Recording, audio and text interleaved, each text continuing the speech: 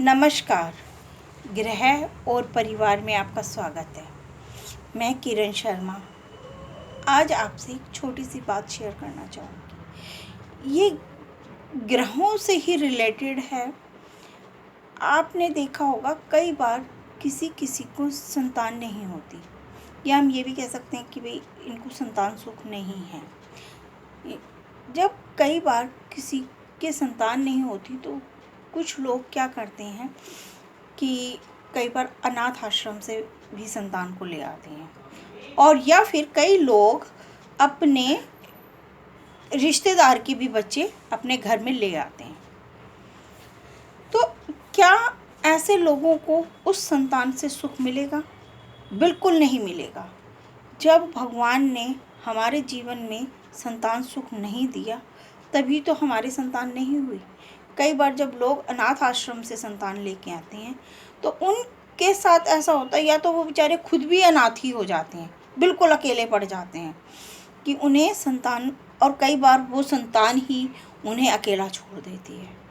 और या फिर बड़े होने पर या जैसे कोई चीज़ होती है तो कई बार ऐसा भी देखा गया है कि उन्हीं लोगों ने अपने माता पिता को उन्हें ही अनाथ आश्रम में छोड़ दिया, या वृद्ध आश्रम जिसको बोलते हैं उसमें छोड़ दिया। ये हुई अनाथ आश्रम की बात। कई बार लोग क्या करते हैं, बच्चे न होने पर लेडीज़ अपने पीहर से ही बच्चों को गोद ले लेती हैं। जब भाई का बच्चा हुआ, बहन का बच्चा हुआ, या कोई छोटा भाई हुआ, कई बार ऐसा कर लेते हैं। तो ये करना बहुत ज़्यादा गलत है।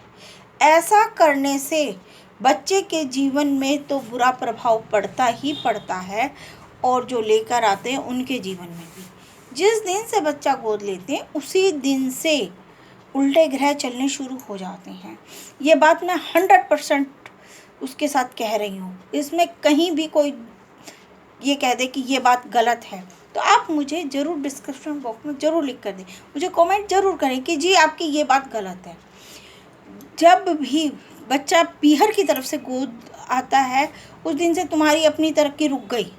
तुम्हारे ये देख लो, तुम्हें पता भी नहीं चलता कब थोड़ी थोड़ी परेशानियाँ कब दस्तक देगी, तुम्हें पता ही नहीं चलेगा।